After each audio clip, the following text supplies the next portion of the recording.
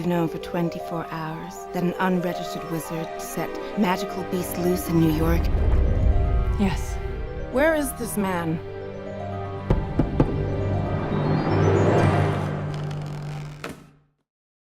Welcome to another episode of No Budget Reviews, the review show where we have to resort to handheld mics.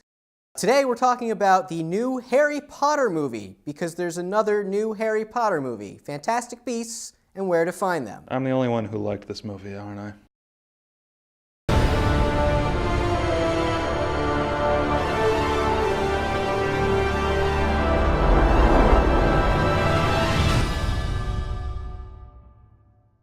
Steve! See, I knew this was going to happen. No, I knew this was going to happen. I knew this was going to happen. I'm the only one who loved all the Harry Potter movies. I'm the only one who read the books. I'm the only one who went to fucking Harry Potter land. Nerd! And you're the motherfuckers who are not going to like it, isn't it? Isn't it? Go on. To be fair, I've seen all the Harry Potter movies, and... Have you read the books? No, I've not read a single book. Have you been to Harry Potter land? No. Have you gotten your wand chosen by Ollivander himself? Have you won a look-alike Harry Potter contest? Because I have. Oh. That's just embarrassing. Exactly. Having said all that, it sucked. No. We have to cut that. No, that's staying in. No, it's not. No, I thought it was good. I thought it was decent. You know, I thought it did a good job of sort of world building. I get it reminded me of The Hobbit, the first Hobbit movie, because it definitely felt like this is an attempt at Warner Brothers at creating another franchise, and they're definitely going to create another franchise out of this because there's so many ways that they can go with this franchise. You know, they have the new cast of characters, and it's a new setting. It's the 1920s as opposed to modern day. And you're just sitting there, you're going to destroy this movie in a few seconds, aren't you? Well, I'm going to let Joey take a stab at it first. Okay, with what you said, I did enjoy the idea of kind of expanding on the universe. However, I hated this fucking movie. I was so fucking pissed through the entire duration that I had to spend $13 to sit through this horse shit. This movie was not something I was looking forward to seeing. Now, I'll preface this by saying I have also seen all the Harry Potter movies. I haven't read the books, but I've seen all the movies. And for the most part, to varying degrees, I've enjoyed all of them up to this point. Oh, goddamn. So I wouldn't say I'm a Harry Potter fan or fanatic by any stretch of the imagination, but I like the movies. The third one is the best, Alfonso Cuarón. I think everyone can pretty much agree on that. But I was not looking forward to seeing this. I thought it was just going to be a cash grab. So this movie had to, like Hacksaw Ridge, which I was not looking forward initially to going to see, this movie had to win me over. And like Hacksaw Ridge, this movie had to work hard to win me over. Unlike Hacksaw Ridge, this movie did not in any way succeed. I hated this fucking movie with a passion. This movie is terrible. It is. It really is. And it has such great reviews.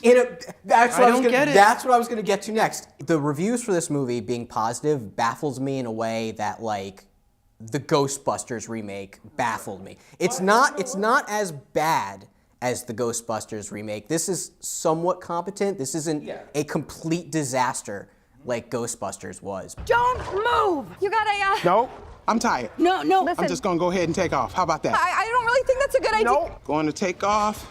Don't piss off the ghost. Really? This movie this year encapsulates where Warner Brothers is as a studio so perfectly with Batman vs. Superman, with this new Harry Potter movie.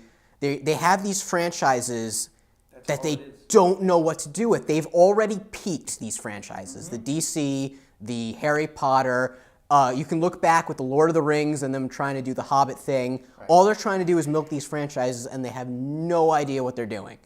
And this movie is so formulaic, so run-of-the-mill, so going through the motions. From start to finish, it's bad in the worst way, where it's boring.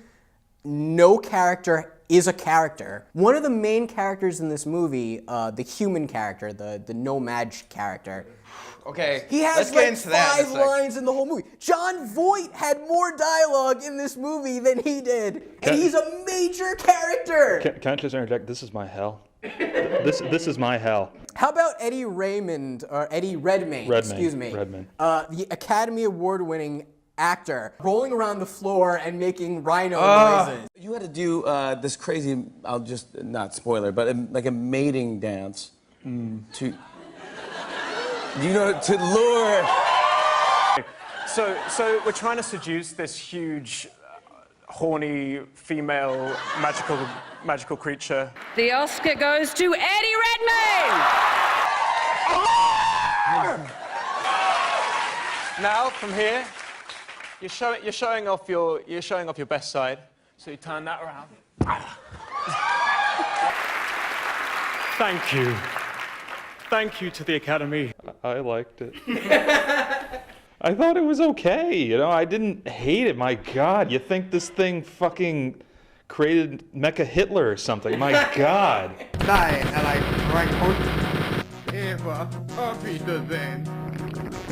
What the hell? Trump's America, no more magic. Right? Jesus Christ. Okay, here's my problem.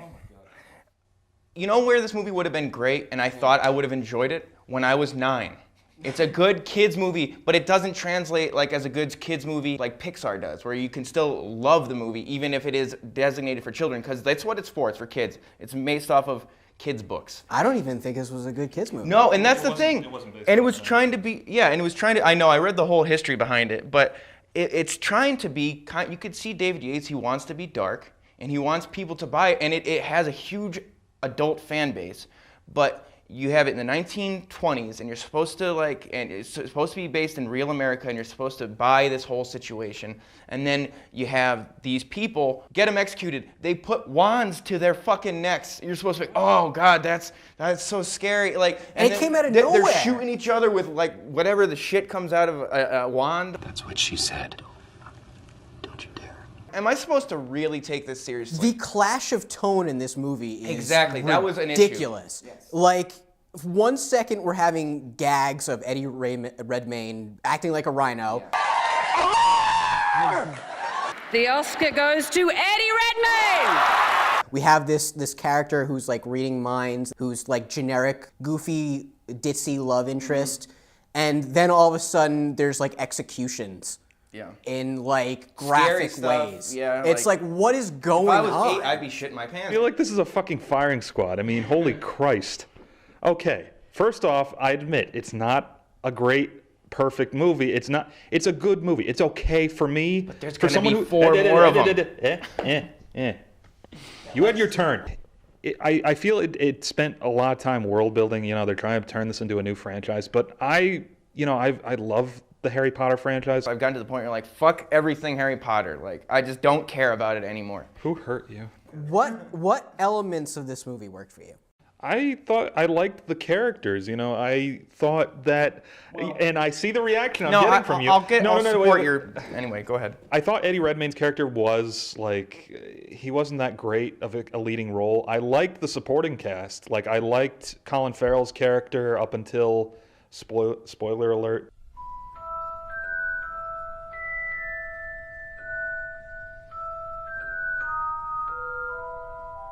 Okay, so I like Colin Farrell as the villain, and then you find out, oh yeah, he's Johnny Depp. Which, by the way, My thought- eyes rolled so Oh, God, far that back. was the no, my biggest audience one. laughed when I saw it. When I I saw it, the should've. audience laughed, and it's like, I oh did my too. God, it's Johnny I'm like, Depp. oh, okay, so this is gonna be really bad from now on. There's a minor twist where you find out Ezra Miller, we need to talk about Kevin, Playing the creepy kid again. and his character was the only character that was even remotely interesting in this movie. They did like argue this that. kind of closet homosexual kind of thing where And, he's yeah, like kinda- suppressed. I did kind of get that. And yeah. that's something. That's the only thing in this movie that's something. But what drove me nuts was this idea of the evil magic had to be from this young kid. It was that's really on hard to the entire- get. They imply throughout the movie that it's this random little girl. They keep showing on, like, to the point where they might as well just stuck a neon sign on her that said red herring. because it was so obvious that this was going to be a fake out. See, that was- It drove me nuts. That was something See, that I didn't give enough to care what this. What Every the result time of they that were was. like, oh, we need to find this child, immediately they would cut to this little girl, a close-up of this girl, every fucking time, to the point where it was just like, well, it's not going to be the little girl. Yeah. This is David Yates just going through the motions. I'm sure he's so checked out of the Harry Potter franchise that it's just, he's doing whatever Warner Brothers wants him to do. He knows what he's doing to construct the film so that it's coherent, but there's nothing. There's no. You know what? I will argue though against the characters things. I would say two characters that I enjoyed, and I did like the Dan Folger character. He was an obvious comic relief, but he was kind of endearing, and he was kind of like I liked him to a point, even though he was prototype comic relief guy who's there to be the exposition for stupid hacky wizard crap. Right. I want to be a wizard. Let's talk about that character. He was he was the exposition guy for. Well, good wizard crap. he was the surrogate for the audience. Of course. Oh, yeah, exactly what he was. And after that first scene where they establish he wants like some bakery or something, the rest of the movie he just. Yeah, no, he's the. That's his character. For he's the the rest audience's in. And then by the end of the movie, I'm supposed to care. I'm supposed to care when he gets Men in Blacked, like memory erased. And it's just like I don't care. I don't care. That was about the only time in the entire movie that I was almostly emotionally invested. Really? Almost, but not quite. No. I care. But when Johnny Depp shows up, it's like. As much as I liked this movie, I thought that was. The Johnny Depp thing was what you would do in an SNL sketch. Yeah. That was supposed to be the big sell, like, whoa, and it wasn't supposed to be like, whoa, it's this character. It was like, guess what, we're going to do a cameo appearance by Johnny Depp. That's going to be your big ending. Laughably terrible. Yeah. So, Steve, Yeah. would you recommend this movie? I would, if you've seen the other Harry Potter. If you're a big Harry Potter fan, you're probably going to like it. If you have been taught to hate Harry Potter, if you have been have a grueling hatred for Harry Potter, like these two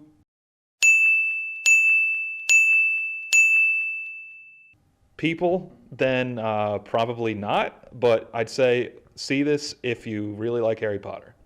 I would not recommend Sickly British Man's suitcase of crappy, unconvincing cartoons. No, I would not. You know, if you're one of these people, no, I would not recommend this movie. If you're one of these people that is a Harry Potter fanatic and needs to consume all things Harry Potter. Yeah. Oh my God. Amazing. I had no words. Oh, speechless. Speechless. Speechless. Then I would say watch it on Netflix and then see if you want to sit through 4 more of these because they're going to make 4 more of these. Otherwise, no, the movie sucks. You're an interesting man, Mr. Scamander. You were thrown out of Hogwarts for endangering human life. That was an accident. With a beast. Yet one of your teachers argued strongly against your expulsion. Now, what makes Albus Dumbledore so fond of you?